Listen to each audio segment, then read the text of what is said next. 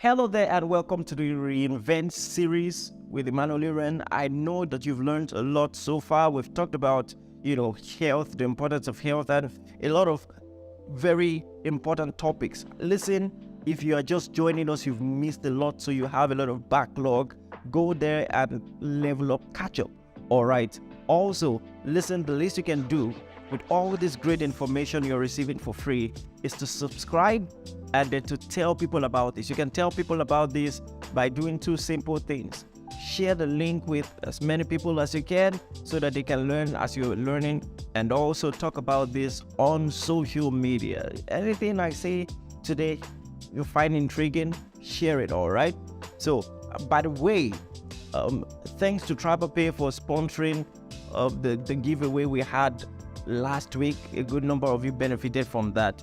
Please, if we ever have a giveaway, please, if you win once, leave it for other people, because I saw some people winning 4 times. Please, all right?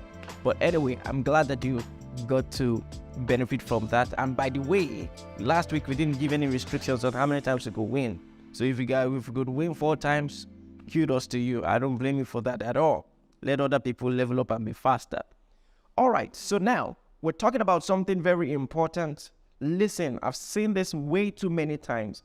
I've seen brilliant careers cut short or limited because of the inability of the people to develop or maintain great social skills.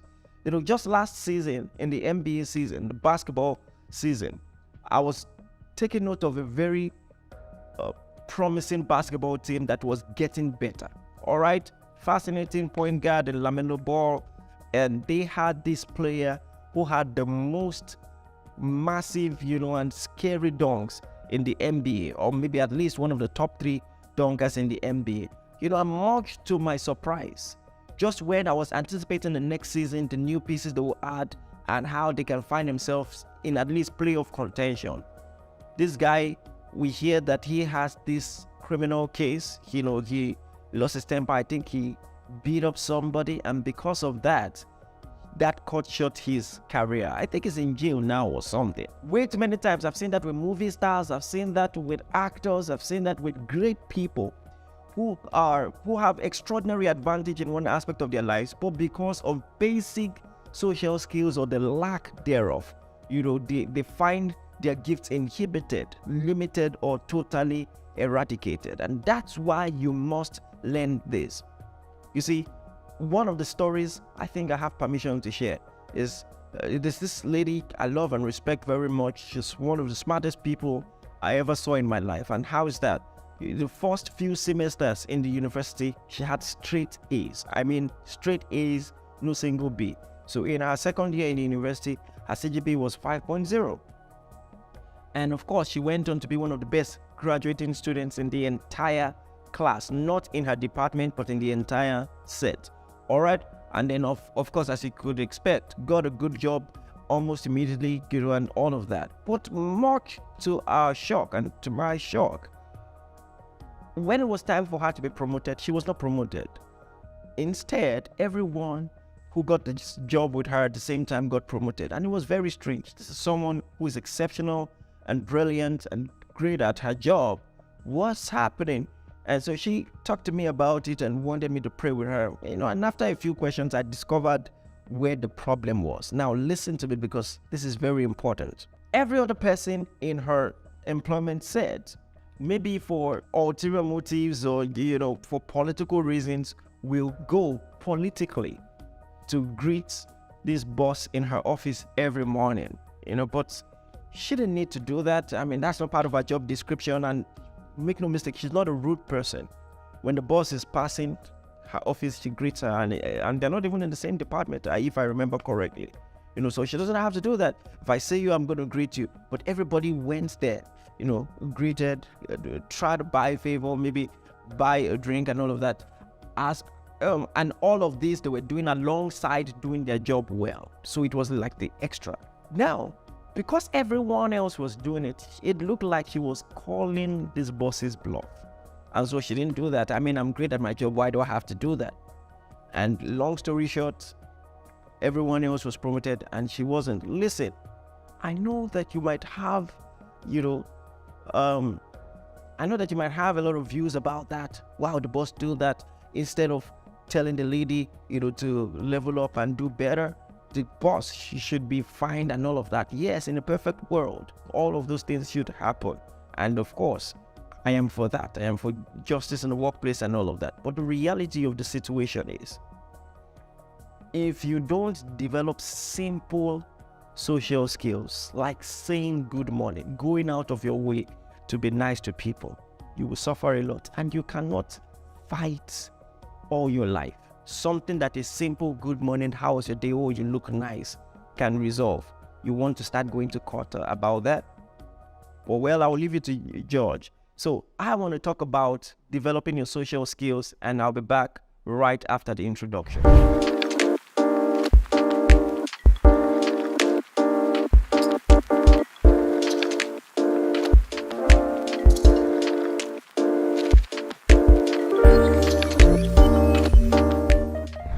Welcome back. Listen, if you haven't subscribed, please make sure you do that, and go a step further, like this video and share with as many people as you can. You see, whilst it comes naturally to some people, many are poor at social skills. And the good news is social skills can be learned. You do not have to remain as you are. Some of us use phrases like, oh, well, that's how I am, or I was born that way. And we use that as an excuse. We excuse ourselves from putting in the work required to improve social skills. But here is something you need to know. A news flash. Personalities are mostly learned behavior, and they're developed through different stages of life. And most importantly, social skills can be learned.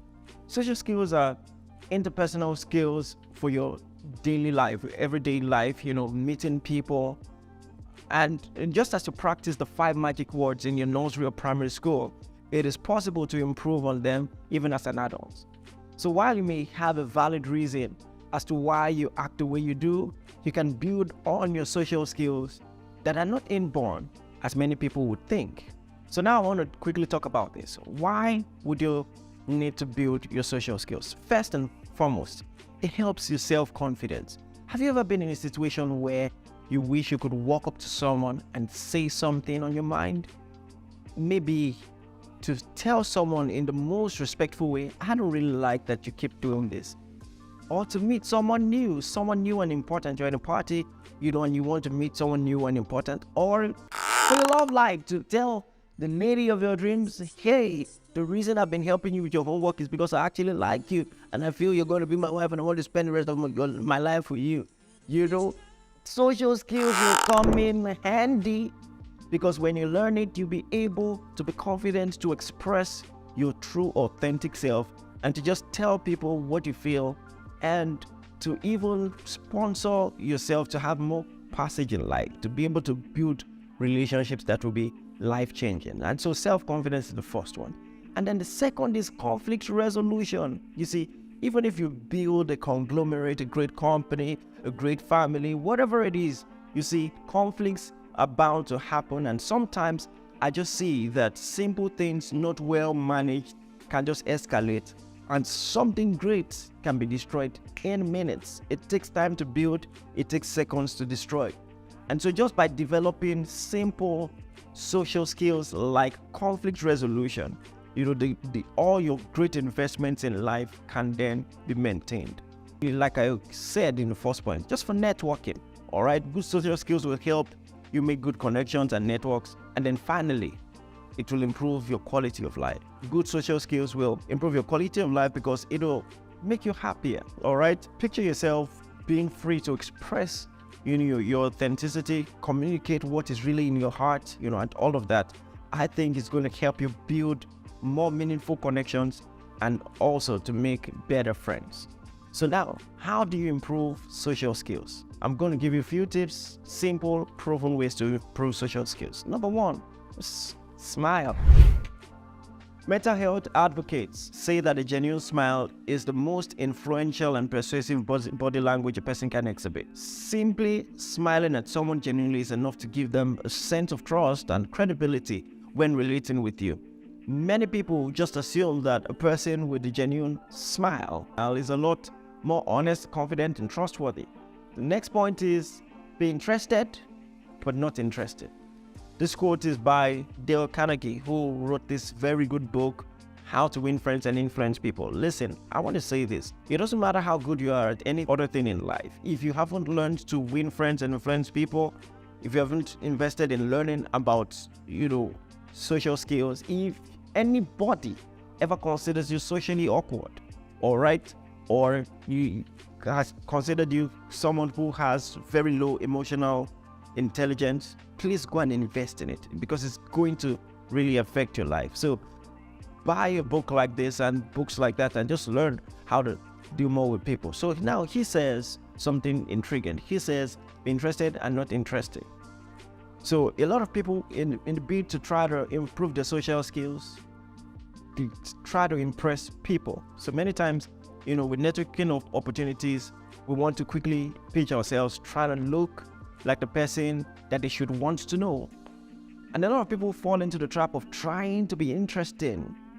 What you don't know is that they have probably met 5 other people like you in the same space, and it can just get boring and parasitic. So what you want to do instead is to be interested in the person you speak to. So people generally want to talk about themselves, and would naturally lean towards a person who gives them the opportunity to do so. So mention their names. We feel validated when a person refers to us by name. And during the conversation, making an effort to remember someone's name not only shows them that you're paying attention, but it also helps to create a rapport quicker.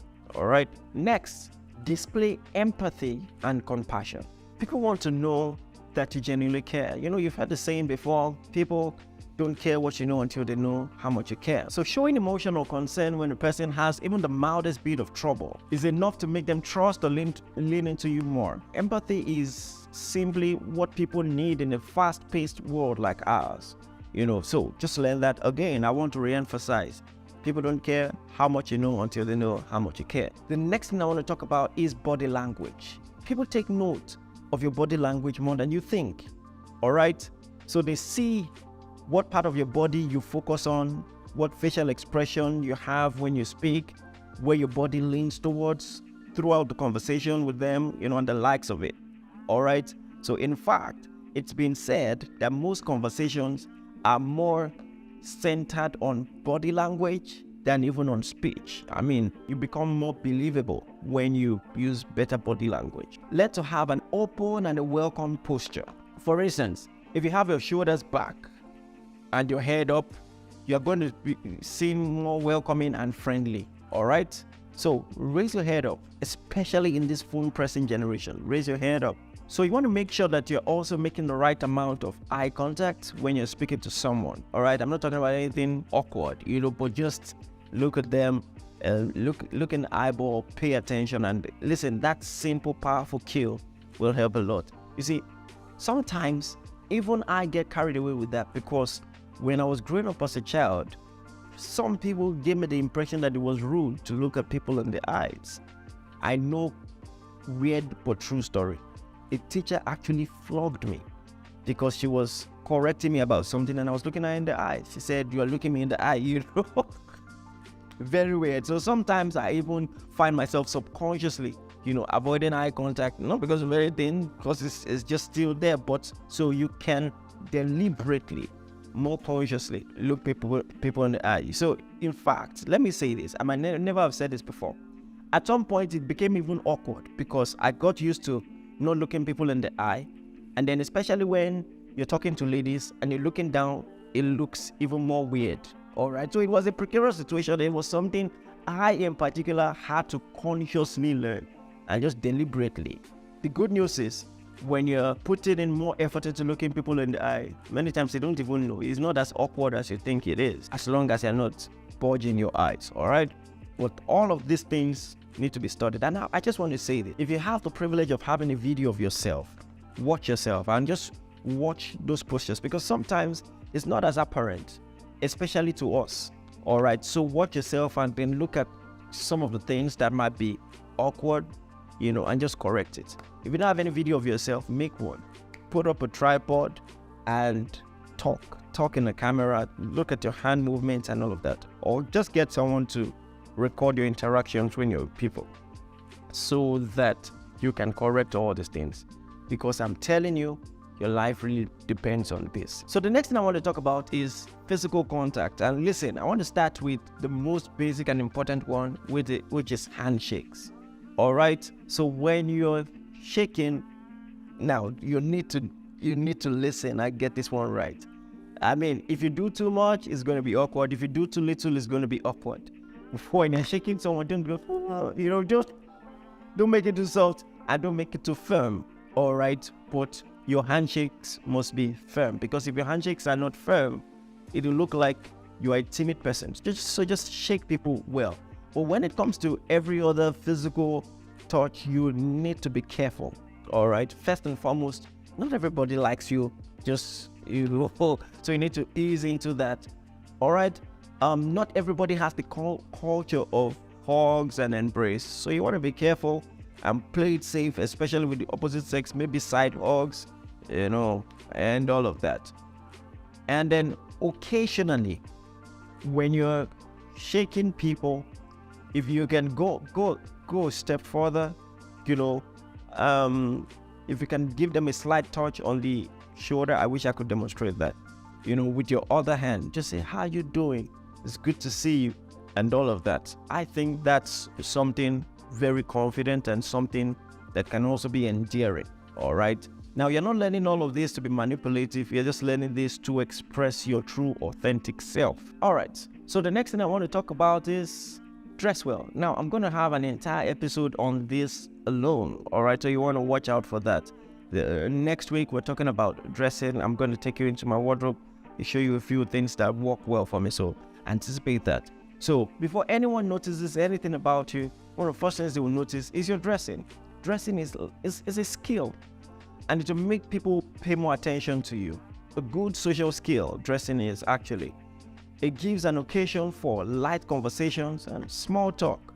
In fact, it can even be a conversation starter when people say, oh, you look nice, where did you get that? And all of that. So if you want to just boost your social image, just improve your dressing in the little ways that you can. Also, I want to talk about practice. Before you get into a networking space, you want to try out, with someone every day to build a platonic network. So if you find yourself shy to just ask people, hey, what's your name? What do you do? And all of that. Every day, consciously practice it. Because listen, if you learn this, it's going to really help you. Let me say this. Even in an office environment, your boss would like to work with people that he's comfortable working with. All right? So just learning how to be a warm person and socially, emotionally intelligent person will really help you. Don't just say, oh, life is full of politics and people just endear themselves to other people. Well, there might be some things that you are unconsciously doing that are inhibiting your ability to build stronger social connections. So, all right. So practice every day. Don't just go to a place and sit down all by yourself in a party throughout the time and be looking into your phone. Just break out of your shell. All right. When you're doing this for the first time, it will look like you're going to sink and your life is about to end, but you want to just practice because you're going to get better. It doesn't matter how many books you read.